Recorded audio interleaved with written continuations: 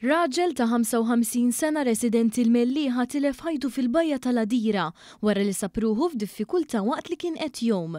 Il-każ seħħit li tal-ħabta ta' 6:30 ta' filgħaxija u xi nies li kienu fil-viċin telgħu fuq ix-xatt u tawh l-ewwel għajnuna.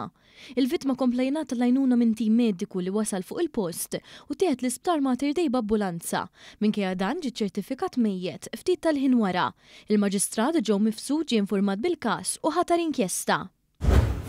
Ħadd ma weġġa wara li fis-sigħat bikrin tal-4 filgħodu għall-ħabta tas-satejn seħħet serqa minn ħanut fi triq ix-xatt f'Taslima. Minn stħarriġ preliminarji rriżulta li żewġ tirġiel armati b'sikkina daħlu fil-ħanut u talbu l-flus lill-kaxxier ta' 25 sena minn Nepal. L-irġiel ħarbu minn fuq il-post wara li serqu ammont ta' flus kontanti u oġġetti oħrajn. Sa dan it-tant waqt li kienu għaddejjin l-investigazzjonijiet brabta ma' din is-serqa għall-ħabta tal-11:30 ta' dalgħodu, il-pulizija ġiet infurmata li seħħet serqa oħra. Din id-darba minn ħanut fi triq tal-Balal f'San Ġwan. Jirriżulta li l-istess irġiel mamdin u armati b'sikkina daħlu fil-ħanut u talbu l-flus lill-kaxxiera wara ħarbu minn fuq il-post b'Toyota Raktis tal-lewn aħmar.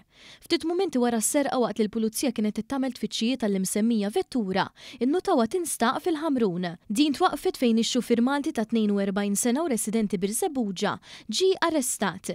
Aktar investigazzjonijiet waslu għall-arrest tat-tieni allegat ħallil Libjan ta' 37 sena residenti ta' Slima u ġie arrestat fir-residenza tiegħu. Bil-każ ġie infurmat il-Maġistrat Joe Mifsud li ħatar inkjesta. Albaniż ta' 22 sena weġġa gravi wara li ħabad ġo ħajt meta kienet isuq fi triq Bord Ċarib fejn Silem Għawdex. Fuq il-post issejjaħ tim mediku u ambulanza li ħadet lis-sewwieq l-Isptar Ġenerali ta' Għawdex. L-investigazzjonijiet tal-Pulizija għadhom għaddejjin.